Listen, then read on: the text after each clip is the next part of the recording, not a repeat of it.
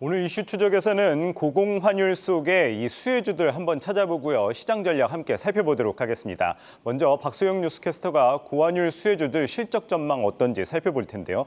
박소영 캐스터, 정말 이 환율 수혜를 받으면 실적 좋아지는 겁니까? 네, 지난주 원달러 환율이 약 13년 6개월 만에 1,430원을 돌파한 가운데 킹달러란 이름이 붙었습니다. 전문가들은 킹달러의 강세가 이어지면서 곧 1,700원 이상의 갓달러가 올 것이란 전망도 내놓고 있는데요. 이 대표 고환율 수혜업종으로 꼽히던 자동차 이외에는 또 어떤 것들이 있을지, 실적은 어떨지 한번 알아보시죠. 먼저 국내 담배 회사 KT&G가 강달러 수혜주로서의 매력이 부각되고 있습니다. 이 담배 산업은 수출 비중이 높고 원가율은 낮은 사업으로 고환율이 오히려 실적에 긍정적으로 작용하는 구조인데요. 그렇다면 KT&G의 3분기 실적은 어떨까요? 3분기 매출 1조 5,472억 원, 영업이익은 4,011억 원이 전망되고 있습니다. 매출은 전년 동기 대비 1%, 영업이익은 5%가량 준 건데요. 그렇지만 한 달 전과 세 달 전 컨센서스에 비해서는 상향 조정된 겁니다. 자세히 살펴보시면 일반 담배 부문은 해외 주요 지역에서 고른 성장을 보이고 있고 관련형 전자담배는 새로 진입한 유럽 시장에서 순항하고 있습니다. 2분기 부진했던 중동향 선적이 회복하면서 성장을 견인하고 있는 것으로 파악되고 있는데요. 여기에다 환율이 10% 오르면 연결 영업이익은 기존 추정치 대비 5.5% 개선되는 효과가 있을 것으로 추정되고 있습니다. KT&G는 고환율 수혜에 배당주로서의 매력까지 더해지면서 투자자들의 사랑을 받고 있습니다. 8월부터 주가 꾸준한 우상향 곡선을 그려가고 있는데요. 9월 들어서 외국인 수급도 꾸준히 유입되고 있습니다. 19거래일째 순매수 행렬이 이어지는 가운데 오늘은 0.9% 하락한 86,200원에 거래되고 있습니다. 다음 해운업도 환율 상승에 따른 대표적인 수혜 업종으로 꼽히고 있습니다. 바로 해운업계는 운임을 달러로 받기 때문에 환율이 오르면 매출 상승으로 이어지기 때문인데요. 대표로 대한해운의 실적 전망 알아보겠습니다. 3분기 매출 3,870억 원, 영업이익은 696억 원으로 매출은 전년 동기 대비 24% 늘고 영업이익도 25%가량 늘 것으로 보이고 있습니다. 해상 운임이 급락하면서 종목별 차이가 나타나고는 있지만 이 대한해운은 낮은 스팟 비중과 전년 대비 확대된 정기선 선대, 환율 상승으로 인한 수혜를 받으면서 안 좋은 시장 상황 속에서도 호실적을 달성할 것으로 보이는데요. 최근 HMM이나 페노션 같은 해운주들에 대해 목표가 하향 리포트가 나오는 상황에서도 매수 유지 리포트가 나오고 있습니다. 주가 추이도 한번 살펴보시면 하지만 주가는 해운업계 전반의 하락세에 함께 좀 묻히고 있습니다. 올 하반기 들어 하향 곡선을 그려가고 있는데요. 그래도 전반적으로 기관 매수가 이어지는 가운데 현재 2,000원에 거래되고 있습니다. 네, 강달러 수혜주가 있으면 당연히 강달러 피해주도 있겠죠. 도대체 강달러에 따른 피해주는 어떤 것이고 실적은 어떤가요? 네, 환율 상승이 수익으로만 반영되는 것은 아닙니다. 가뜩이나 수입 원자재의 원가 비용이 커진 상황에서 이 달러 강세가 지속되며 비용 부담이 커지게 됐고요. 이 환차익으로 얻은 수익이 원자재 비용으로 빠져나가는 경우에도 이 피해를 받을 수밖에 없는 상황입니다. 이 환율 상승에 직격탄을 맞을 것으로 보이는 철강업계 대표 종목 포스코홀딩스의 3분기 실적 전망은 어떻게 나오고 있는지 알아보겠습니다. 포스코홀딩스의 이번 분기 매출은 22조 1,100억 원으로 전년 동기 대비 7% 늘어날 것으로 보이지만 영업이익이 1조 5,144억 원으로 전년 동기 대비 51%가 감소할 것으로 전망되고 있습니다.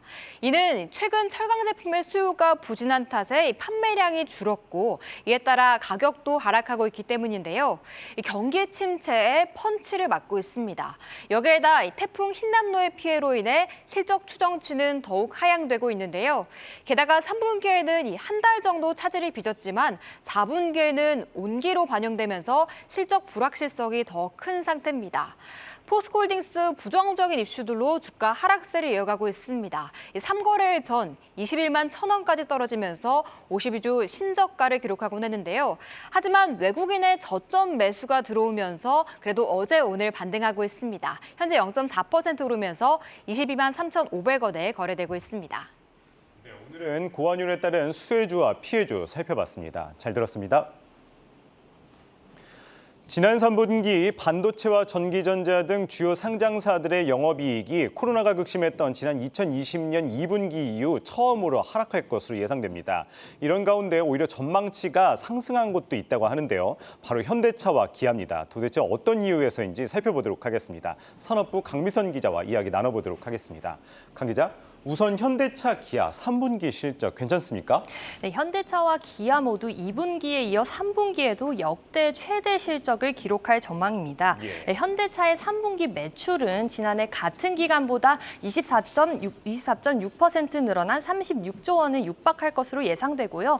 영업이익은 102% 늘어난 3조 원을 처음으로 돌파할 것으로 예상됩니다. 기아 역시 마찬가지인데요. 매출 예상치를 보면 21조 7천억 원이 예상되는데 지난해 같은 기간보다 22.6% 오른 수치입니다. 영업이익 역시 76% 오른 2조 3천억 원으로 예상됩니다.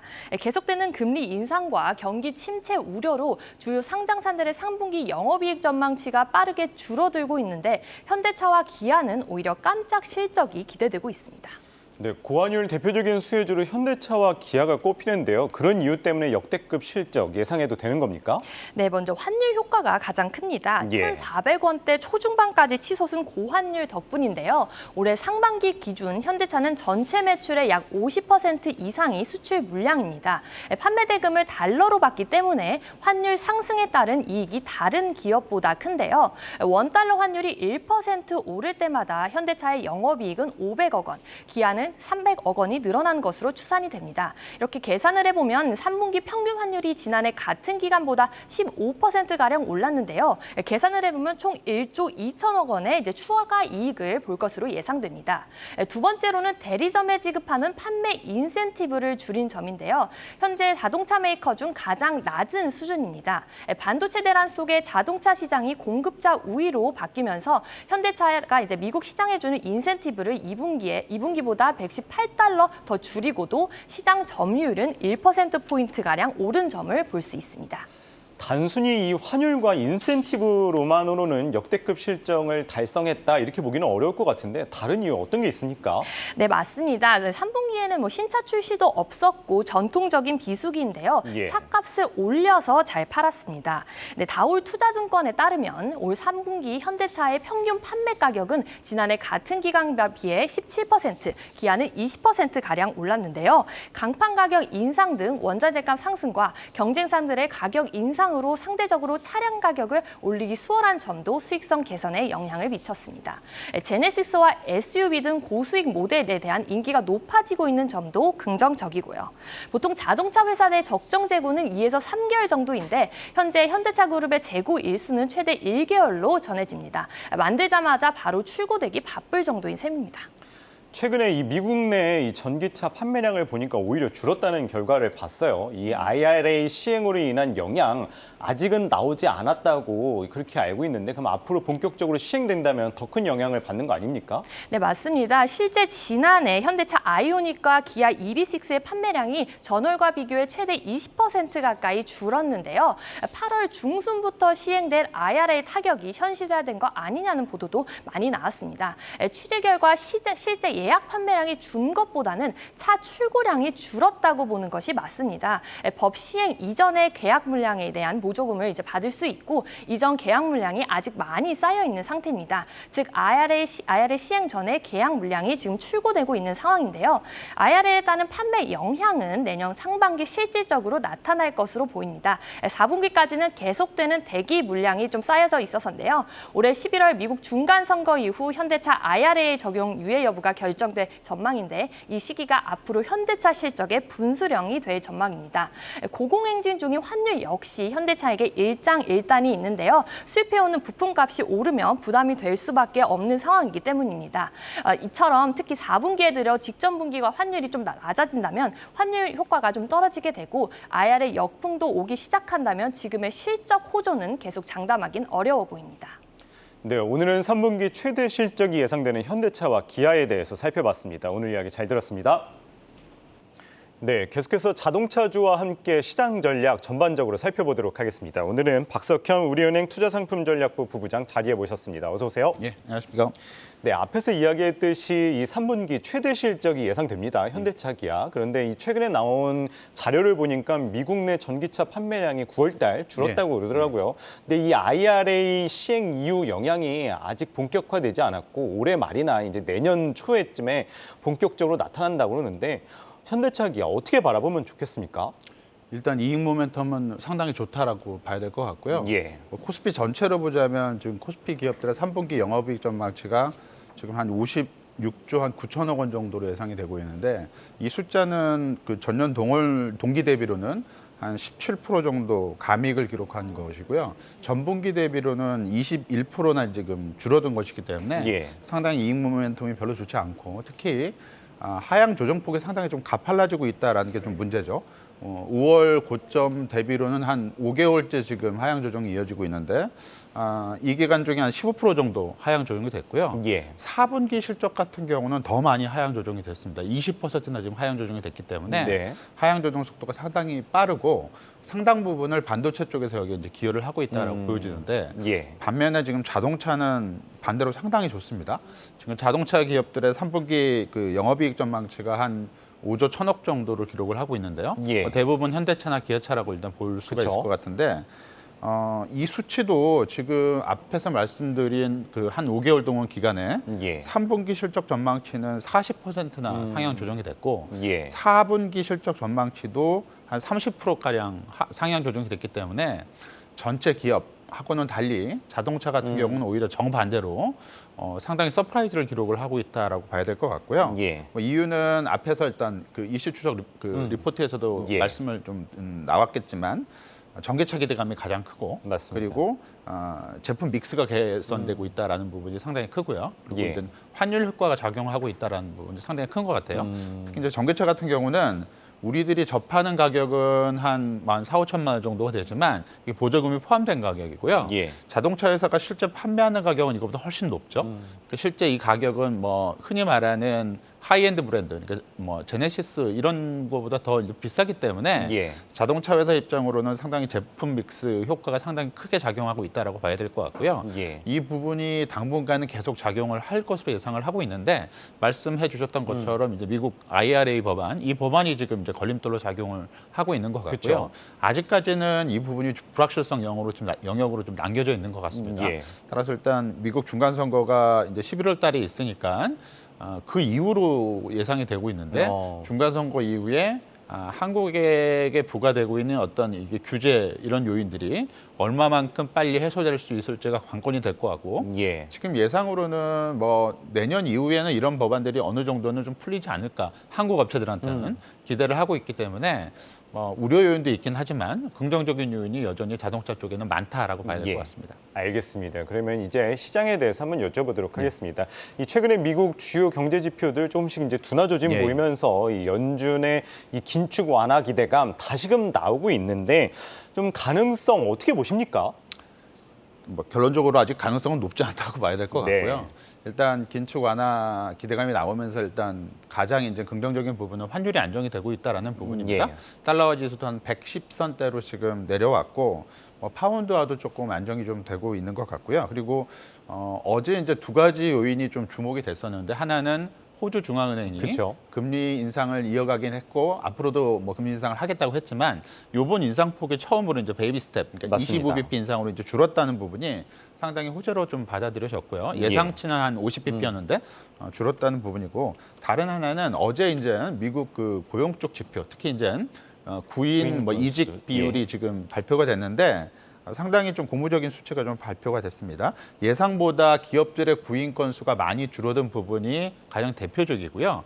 이걸 이제 구인율, 비율로 보게 된다면 직전월에, 그러니까 7월 달에 기록했던 수치가 6.8%였는데 이번에는 6.2%로 떨어졌고 0.6%포인트나 이게 떨어진 건데 이 하락폭은 작년, 그러니까 2020년 3월 팬데믹 이후에 가장 큰 폭으로 지금 하락을 한 겁니다. 예. 구인율이 이렇게 떨어졌다는 얘기는 그만큼 기업들의 고용, 그러니까 노동자들을 뽑는 어떤 그런 수요가 상당 부분 약화가 되고 있다라는 얘기고요.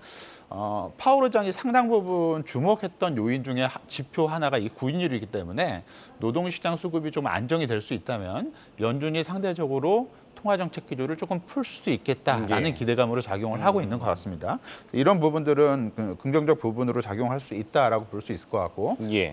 지금 현재 근데 시장에서 필요한 부분은 이런 어떤 수치들의 변화도 중요하긴 하지만 이런 수치들의 변화가 실제로 연준의 어떤 액션이나 이런 것들로 이어질 수 있을지가 가장 중요하다라고 봐야 될 것 같고요. 예. 아직까지는 그 부분이 확인이 되지는 않고 있기 때문에 지금 현재 시장의 기대감이나 아니면 주식시장의 반등은 일단은 기대감 영역 그리고 이 기대감에 따른 반발 반등 성격 정도 예. 그 정도로 지금 받아들이는 게 조금 나을 것 같습니다. 그런 가운데 이 국내 시장을 한번 살펴보면은 이 10조 원 규모의 증한 펀드 곧 조성이 재가동된다는 이야기가 나오고 있어요. 지난 2020년이었죠. 이때 코로나 극심했던 그 시기에 이제 하려고 했던 게 다행히 그때는 이제 반등이 나와서 안 했고 그렇죠. 이번에 다시 이제 재가동된다 이런 이야기가 나오고 예. 있습니다. 그러면서 이제 이 증한 펀드 전에 이 공매도 금지도 같이 이제 나올 것이다 예. 이런 이야기가 나오고 있는데 이런 것들 좀 우리 시장에 긍정적인 요소로 미칠까요?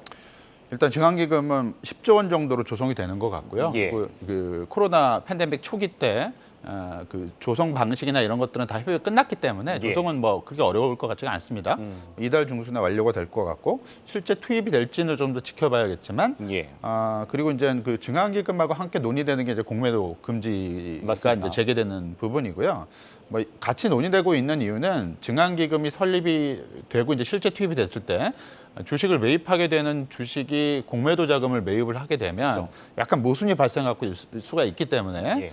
공매도도 같이 금지시킬 수 있는 어떤 가능성이 제기가 되고 있는 거고요. 실제 뭐 당국도 어느 정도는 검토를 하고 있는 것 같습니다. 예. 근데 이제 공매도 금지가 아무래도 일단 결정하기가 쉽지만은 않습니다. 맞습니다. 근데 제도 자체를 좀 중단을 시켜야 되는 어떤 요인이 있기 때문에 예. 실제 어떤 공매도 중단으로 이어질지는 좀 더 지켜봐야 될 것 같고요. 뭐 실제로 이게 이어진다면 상당히 긍정적입니다. 수급적인 측면에서 분명히 플러스 효과가 직접적으로 작용을 하는 것이기 때문에 그렇다라고 볼 수 있을 것 같고요. 정책적인 측면에서 이런 부분들은 상당 부분 주가 어떤 추세적인 저점에서 이런 제도가 시행이 됐던 경우가 있었기 때문에 예. 투자 심리 측면에서는 긍정적인 부분으로 작용을 할 것 같습니다. 다만 이제 증한기금하고 관련해서 좀 주의해야 될 부분은 코로나 때 2020년 3월 같은 경우는 주가 저점이랑 증한기금 얘기가 나오는 어떤 그런 정책적인 부분이 거의 예. 일치했기 때문에 상당 부분 긍정적이었는데 그 예. 전에 요인들 그러니까 1990년이나 2003년 카드 사태 때 그리고 예. 2008년도 글로벌 금융위기 당시는 증한기금 설립이 논의되고 시행된 이후에 예. 주가 저점은 한 수개월 이후에 지금 형성이 됐었기 때문에 예. 다소 시차가 존재한다라는 부분을 감안을 해야 될 것 같고요. 따라서 증한기금이 설립이 되고 시행이 되는 이런 과정 속에서 주가가 바닥을 잡았다라고 판단하기는 조금은 성급할 것 같습니다. 우리 시장 같은 경우에 다행히 어제 강한 반등이 나왔고요. 오늘 코스닥 시장은 1% 넘게 빠지고 예. 있지만 뭐 코스피는 그런 대로 이제 버텨주고 있어요. 뭐 이번 주 이제 주말 이제 미국 고용 지표도 나오는 상황에서 뭐 우리 시장 이제 10월 초중반 어떤 전략 가져가면 좋겠습니까?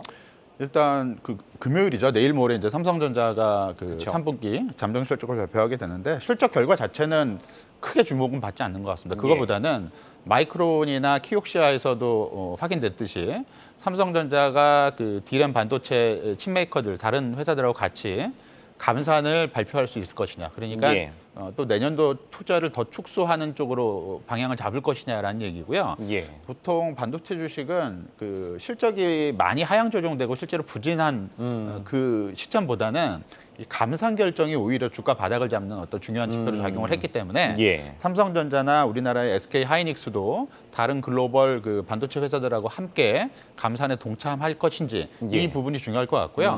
물론 이번 실적 발표가 잠정 실적 발표이기 때문에 그쵸. 그런 거는 발표가 안 될 수가 있습니다. 예. 본 실적을 발표하게 되는 이달 말에 이제 발표할 수 있기 때문에 그게 좀 주목을 해봐야 될 것 같고 예. 그 외에 지금 말씀하셨듯이 이번 주말 고용 지표 그리고 다음 주에 이제 예정된 미국 CPI 발표 네. 그리고 지금 실행하고 있는 영국의 QE가 다음 주말에 이제 중단이 되기 때문에 예. 글로벌 어떤 변수들이 여전히 대기하고 있다는 점 그리고 이런 변수들이 환율이나 물가 그리고 궁극적으로는 연준의 통화 정책에 영향을 미치는 변수라는 점을 좀 주목을 해야 될 것 같습니다. 네, 여전히 시장 변수가 많다는 점 주목해야 된다 말씀 주셨습니다. 지금까지 박석현 우리은행 투자상품전략부 부부장이었습니다. 오늘 말씀 고맙습니다. 예, 감사합니다.